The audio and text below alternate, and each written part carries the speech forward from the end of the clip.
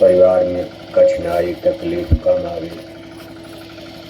और उससे भी बढ़ कर के मौत के बाद आपकी जीवात्मा का कल्याण हो जाए। जन्म जन्म से भटकने वाली आत्मा नरकों की आग में जलने से बच जाए। जन्म मरण 4 खान 84 में गाय बैल कुत्ता बिल्ला बनने से इसकी रक्षा हो जाए। ये संदेश हमारे परम पूज्य स्वामी जी महाराज ने लगातार 60 वर्ष तक करोड़ों करोड़ों भाई बहनों को सुनाया। लोगों को इसका भारी लाभ फायदा भी प्राप्त हुआ।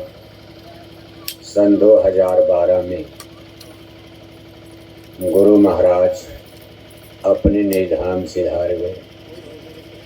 तब से उनके वारिस उत्तराधिकारी हमारे पूज्य हुजूर महाराज जी छोटे बड़े काफिले लेकर अपनी जन जागरण यात्रा लेकर के लगातार उसी पैगाम संदेश को आप तक पहुँचा रहे। लाखों लाख भाई लोग टाट बोरा पहनकर, लाखों लाख भाई बहनें शाकाहारी जैकेट पहनकर तन मन धन के साथ उनके सहयोग साथ में खड़े हैं। इतनी बड़ी मेहनत, इतना परिश्रम, अरबों रुपए खर्च यानी वारा न्यारा, आखिर ये क्यों किया जा रहा है?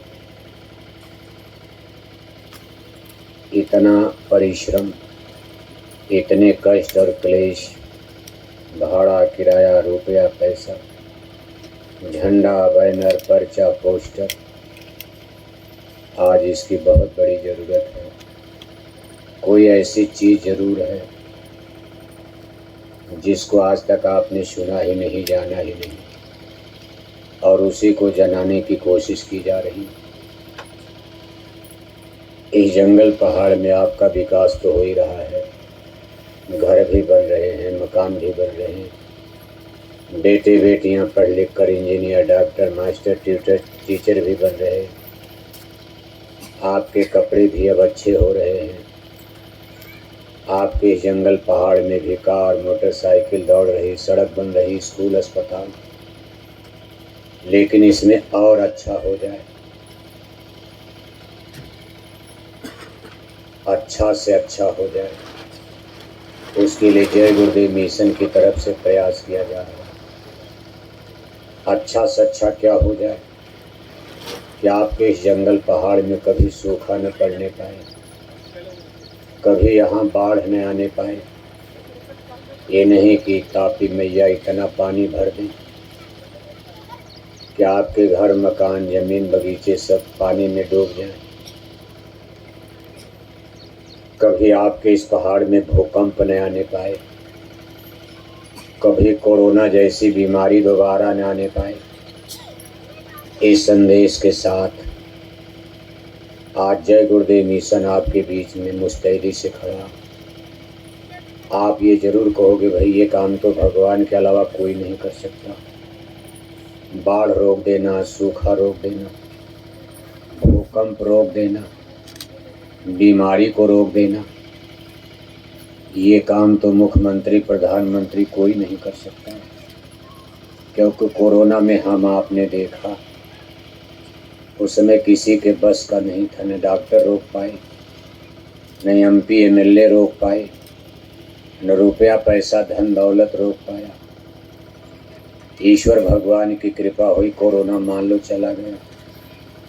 अब दोबारा फिर कोरोना आने की तैयारी कर रहा है। दोबारा इसको न आने दिया जाए, क्योंकि उसको आना है। दूसरी बार फिर कोरोना आने के लिए तैयार खड़ा है। अब वो दोबारा आपके फिर गांव में, ज़िले में न आने पाए, इसके लिए जय गुरुदेव मिशन की तरफ से प्रयास किया जा रहा है। आपको वही चीज़ बताई जाएगी। अगर आपने इस चीज़ को समझ लिया, जान लिया, मान लिया, तो निश्चय ही आप सफल हो जाओगे। आपका ये मानव जन्म ही जीवन धन्य हो जाएगा। लेकिन कुल मिलाकर इसको सुनने समझने की कोशिश करो। आप पूजा पाठ धर्म कर्म भी चलो आप करते रहते हो, कोई न कोई पूजा पाठ धर्म कर्म आपके इस जंगल पहाड़ में गांव गांव घर घर में होती रहती। हम आपको ऐसी पूजा बताएंगे जिससे हर तरह का आपको लाभ मिल जाए और एक दिन आपकी आत्मा का भी कल्याण हो जाएगा। बाकी ये जो पूजा पाठ, अब आज के समय में पूजा पाठ तो सब करते हैं, लेकिन आप देखते हो मंदिर में टन टन घंटी घंटा बजाए जा रहे और 1-1 किलो मछली खाए जा रहे, अखंड रामायण पढ़े जा रहे, हरे रामा हरे कृष्णा कीर्तन गाए जा रहे, चंदन तिलक टीका लगाए जा रहे और 1-1 किलो अंडा खाए जा रहे, 10-10 बोतल दारू शराब पिए जा रहे। अब आपको लगता होगा भाई ये भी पूजा तो ठीक ही है, लेकिन जब आप सुनोगे समझोगे तो आपके अकल बुद्धि का पट्टा ताला खुल जाएगा कि हम लोग कितने धोखे और भ्रम में, और हमने धर्म के नाम पर कितना अधर्म कर डाला। नाम तो रहा कि हम आप धर्म कर रहे हैं, पूजा पाठ कर रहे हैं, लेकिन आपने बहुत बड़ा पाप का बीज बो दिया। इतना बड़ा आपने पाप का पेड़ लगा दिया धर्म के नाम पर।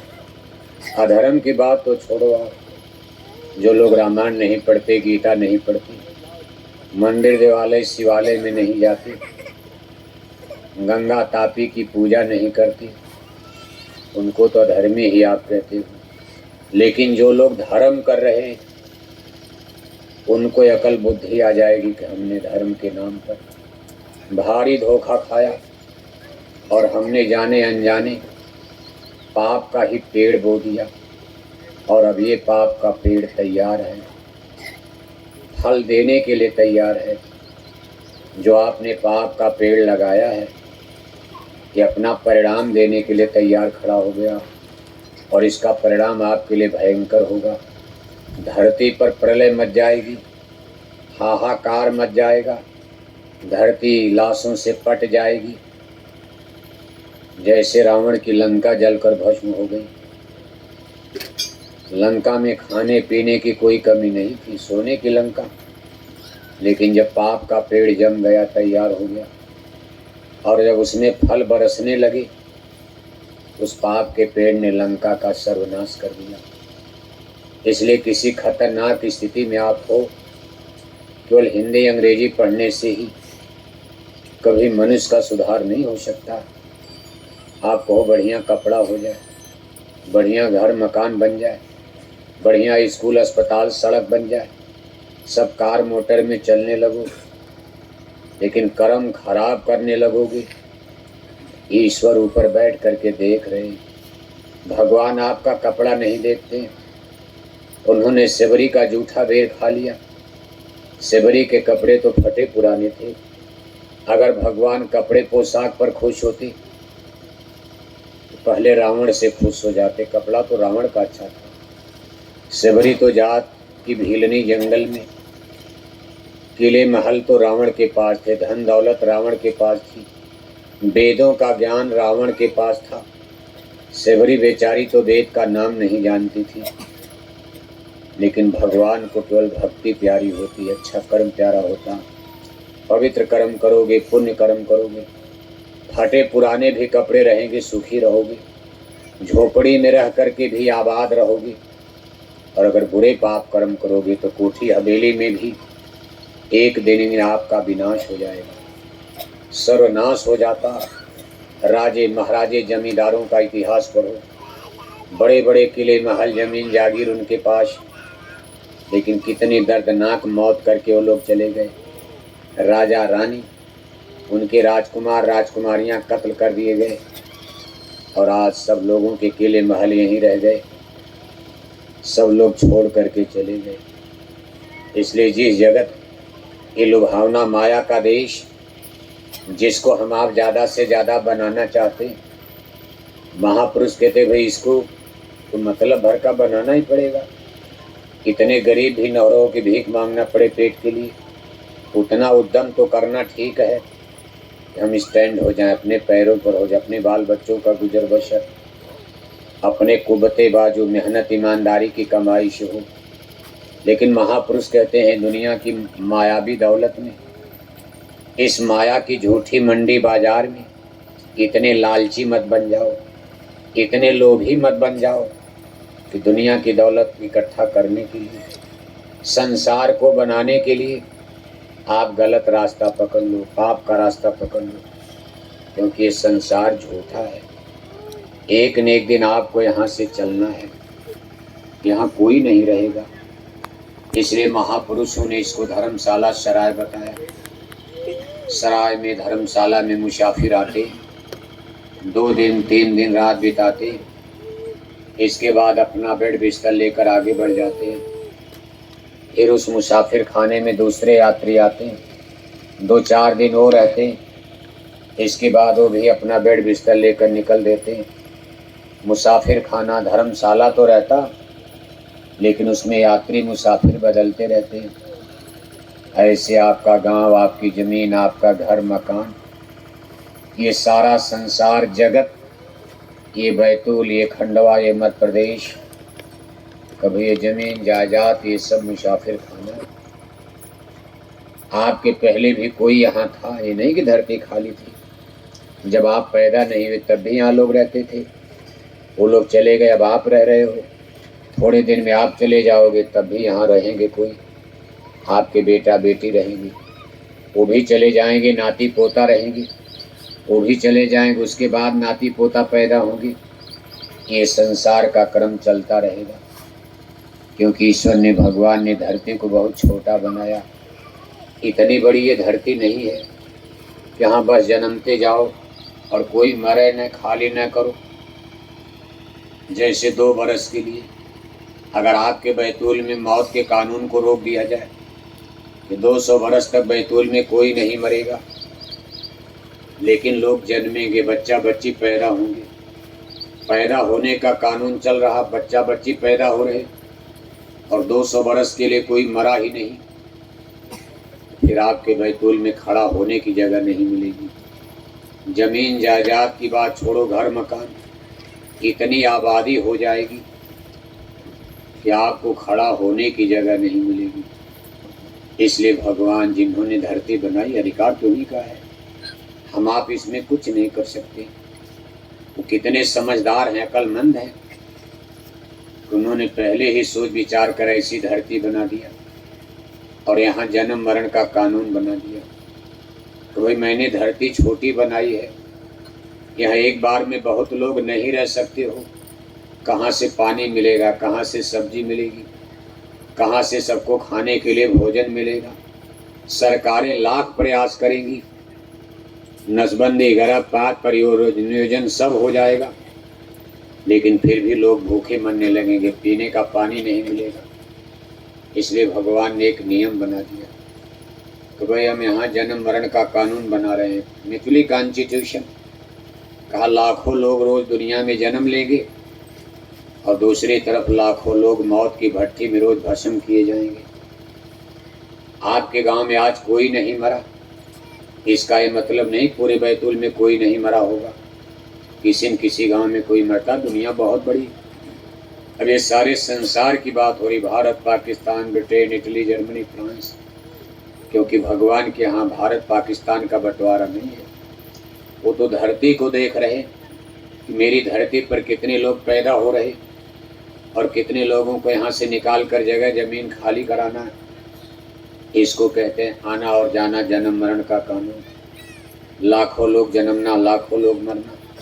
कभी कभी जब डिसबैलेंस हो जाता, मान लो बहुत गड़बड़ सड़बड़ मच जाती, तब वो कहते भाई आज 1 लाख लोग पैदा होंगे लेकिन मरने वालों की संख्या 2 करोड़ होगी। 1 लाख जन्म लेंगे और आज हम 2 करोड़ लोगों को मारेंगे। इसको प्रलय की स्थिति कहते, जैसे भूकंप आ गया, कोई विश्व युद्ध हो गया, परमाणु बम 2-4 गिर गया, देखते देखते 1 करोड़ 2 करोड़ लोग एक ही दिन में खत्म हो गए। ऐसा भी कभी, लेकिन ये सब काम आदमी नहीं कर सकता, ये वही परमात्मा करते जिन्होंने धरती बनाई। हमने आपने तो बनाया नहीं। जिन्होंने धरती बनाई, सूरज बनाए, चंदा बनाए, तारे बनाए, हमको आपको जिन्होंने धरती पर जन्म दिया, ये सब उनका सिस्टम व्यवस्था है। आप कहोगे मंत्री, मिनिस्टर, मुख्यमंत्री, प्रधानमंत्री, ये लोग इसमें कुछ कर सकते हैं? कहा ये इनके अधिकार क्षेत्र के परे है। जन्म मरण में मुख्यमंत्री, प्रधानमंत्री, राजा रानी कुछ नहीं कर सकते, इंजीनियर, डॉक्टर कुछ नहीं कर सकते। इसमें हिंदी, अंग्रेजी, physics, chemistry, math, algebra, zoology, botany का इसमें कोई कुछ नहीं कर सकता। प्रधानमंत्री, मुख्यमंत्री करेंगे, गांव गांव सड़क बनवा देंगे, गांव गांव स्कूल बनवा देंगे, अस्पताल बनवा देंगे, आपके घर घर में लैट्रिन बाथरूम बनवा देंगे, आपके रोजी रोटी के लिए फैक्ट्री कारखाना लगवा देंगे, बड़े बड़े बंदरगाह बनवा देंगे। ये काम तो कर सकते हैं, लेकिन बाकी जन्म मरण का ये काम आज भी प्रभु ने अपने हाथ में ले रखा। कभी मैं किसी आदमी के हाथ में ये जन्म मरण का कानून नहीं दे सकते, अधिकार मेरा रहेगा। इसीलिए दुनिया आज भी लोग भगवान से डरते हैं। भले आप पढ़ लिख लिए, थोड़ी देर के लिए आपके अंदर अहंकार हो सकता, लेकिन भगवान से सब आदमी डर जाता। जो नहीं डरा कोरोना में डर गया। नहीं डरते थे, लेकिन जब कोरोना महामारी फैलने लगी पूरी दुनिया में, कभी ऐसा आपने देखा था? एक मामूली कीड़ा, कोरोना वायरस, सारे संसार को डरा दिया। बड़े बड़े इंजीनियर, डॉक्टर मरने लगे, डॉक्टर ही मरने लगे। जिन डॉक्टरों को आपको भरोसा था हम बीमार होंगे, अस्पताल चलेंगे, डॉक्टर हमको ठीक करेंगे, पता चला इस बीमारी में डॉक्टर ही मरने लगे। डॉक्टरों ने अस्पताल में ताला लगा दिया, छोड़ करके घर भाग गए छुट्टी लेकर, या घर में है तो पीछे से ताला लगा दिया, कह दिया भाई हम मरीज को नहीं छुएंगे, हम छुएंगे हमें बीमार मर जाएंगे। इसी को भगवान कहा जाता है, डरता आदमी। और जिस दिन भले न डरो, लेकिन मौत के दिन तो सब डर जाते हैं। जिस दिन मौत की शहजादी आती, मैन इमॉर्टल, इसका नाम ही मृत्यु लोक है। जिस दिन मौत की शहजादी आती है, चुपके से गले में बांह को डाल दिया, प्राण जीवात्मा को घसीट कर लेकर चल दिए, एक तन पिंड पिजड़ा जमीन पर गिर जाता। घर वाले इसको डेड मुर्दा बेकार मानकर टांग पकड़कर तापी नदी के किनारे ले गए, जंगल में ले गए, लकड़ी पर रख करके इसको भस्म कर दिया। सूरज की तरह से चमकता हुआ चेहरा, सोने की तरह से चमकती हुई ये काया शरीर, देखते देखते जलकर मुट्ठी भर राख में बदल जाती, मिट्टी मिट्टी में मिल जाता। न चेहरा बचता है, न शरीर का कोई अंग प्रत्यंग बचता, सब जल करके मुट्ठी भर राख बन जाता, मिट्टी मिट्टी में मिल जाता। इस शरीर की गति यही सबकी, चाहे राजा हो चाहे रानी हो। फिर आदमी डरता, भाई हमको भी मुट्ठी भर, क्योंकि आप सोचते नहीं हो मौत के बारे में, आप सोचते नहीं हो, बस अपनी अंधाधुंध में लगे रहते, खाओ पियो मौज उड़ाओ। जब कोई मौत की कहानी कथा सुनाई जाती तो आप डरने लगे, कहा बाबा ये कथा बंद करो, मरने वाली बात मत सुनाओ, जीने वाली सुनाओ। नौकरी मिलेगी, कार मिलेगा बेटा बेटी को, हवाई जहाज मिलेगी, हेलीकॉप्टर मिलेगा, ये मिलेगा, घर बनेगा, मकान बनेगा, फैक्ट्री लगेगी, कारखाना लगेगा। जब आप सत्संग में भी जाते हो, पूजा पाठ में, देवी देवता, ईश्वर, भगवान, धर्म गुरुओं से भी आपकी यही आशा रहती कि महाराज मरने वाली बात मत सुनो। हम सत्संग में आए हैं, हमारे घर में बीमारी है, हमारे घर की बीमारी को ठीक कर देना। महाराज हम सत्संग में आए हैं, हमारी बहू को 10 साल शादी हुए हो गया, कोई बेटा बेटी नहीं पैदा, एक बेटा बेटी दे देना। महाराज हम सत्संग में आए हैं, हमारे बच्चे को नौकरी नहीं मिली, नौकरी दिला दीजिएगा। मरने वाली कथा मत सुनाइए, जबकि सत्य तो यही है कि आपको मरना है। मरने के बाद आपकी आत्मा भटकने न पाए। यहाँ तो जैसे जैसे जीवन पारे हो जाएगा, 10, 20, 50 साल आपको रहना है। किसी तरह तो एन केन प्रकारेण खाते पीते सोते जीवन बीते ही जाएगा, बिता लोगे आप। अमीर का भी बीतता है, गरीब का भी बीतता है। 2 रोटी में सबका गुजर होता, कोई 50 रोटी नहीं खाता। 2 रोटी का सवाल है, रोटी गरीब भी 2 रोटी, अमीर बल्कि गरीब तो ज़्यादा खाते। अमीर लोगों को तो शुगर हो गया, वो खा ही नहीं सकते। रसगुल्ला मिठाई तो अब गरीबों की चीज़ हो गई। जितने पैसे वाले अमीर लोग, लाखों लाख रुपए उनके घर में जब शादी ब्याह होता है, लाखों लाख रुपया खर्च करके, आज बेटी की शादी है, बारात आने वाली, आपके बैतूल के सबसे बड़े आदमी हैं, धनी मानी है, लाखों रुपया खर्च करके मिठाई बना के दुकान लगा दिया, बफर सिस्टम। अब तो एक नया सिस्टम चल गया, buffer system, free hand system. इसमें अरोसने परोसने वाले नहीं होते, लाइन से दुकान लग गई, जैसे मंडी बाजार में लगी रहती। मंडी बाजार की दुकान में तो खाने के लिए पैसा देना, लेकिन आज शादी ब्याह में, फंक्शन में जो मिठाई की दुकान लगी, पैसा भी नहीं देना। जा रहे लोग गप गप रसगुल्ला मारे जा रहे हैं, और जिसने लाखों रुपया खर्च करके मिठाई बनवाया, दुकान लगाया, वो बेचारा वहीं से टुकुर टुकुर देख रहा है। लोग कहते बाबूजी आप भी एक खा लीजिए, बड़ी बढ़िया मिठाई बनवाई आपने। बाबूजी रोने लगते, अरे हमको तो शुगर हो गया, हमको तो डॉक्टर ने शुगर बता दिया, हम एक टुकड़ा मिठाई खा लेंगे कल शुगर बढ़ जाएगा। बताओ आप, विधि का विधान देखो। जिसने लाख रुपया खर्च करके मिठाई बनवाई, आज उसके घर के नौकर चाकर, ट्रैक्टर चलाने वाले, उनकी मशीन चलाने वाले, उनके घर में खेती करने वाले, गाय भैंस पालने वाले नौकर चाकर, जिस जय बार जा रहे गप रसगुल्ला, कदे जाओ एक कप काफ़ी ले आओ, नौकर काफ़ी लेने जा रहे, एक रसगुल्ला मान लिया। फिर कोई मेहमान आ रहे, भाई 2 काफ़ी और ले आओ, फिर नौकर काफ़ी लेने गए, एक रसगुल्ला मान लिया। वो देख रहे हैं नौकर क्या सोचता है कि बड़े कंजूस हैं, जिंदगी में हमको कभी मिठाई नहीं खिलाया, मालिक हमारा सेठ बड़ा कंजूस है, कभी हमको जिंदगी में मिठाई नहीं दिया। आज फ्री हैंड सिस्टम, आज तो कोई बोल नहीं सकता। देखो गरीब आदमी रसगुल्ला खा रहा है, और अमीर लोग करेला खा रहे हैं। क्या खा रहे हैं? करेला खा रहे हैं। आलू भी नहीं खा सकते, विधि का विधान देखो, आलू नहीं खा सकते वो लोग, टमाटर भी नहीं खा सकते वो लोग, चावल तक नहीं खा सकते, कहा शुगर बढ़ जाएगा। बिना चीनी वाली चाय पीना है, बिना चीनी के काफ़ी पी रहे हैं। दवा कितनी तीखा लगती, बिना चीनी की चाय आपको दे दी जाए, गले के नीचे उतरेगी। लेकिन आज विधि का विधान देखो, कैसे भगवान ने, इसी को ईश्वर कहते हैं। जिसके जेब में पैसा नहीं, वो भी मिठाई नहीं खा सकता, वो गरीब है। और जिसके जेब में लाखों रुपया भरा है, वो भी मिठाई नहीं खा सकता, क्योंकि शुगर हो गया, वो बीमार है। किसी की किडनी खराब, किसी का लेंस खराब, किसी का फेफड़ा खराब, खैर बीमारी तो किसी को लग सकती है, लेकिन जब आप अनुमान लगाओगे तो बड़ी बड़ी बीमारी पैसे वालों को लगती है।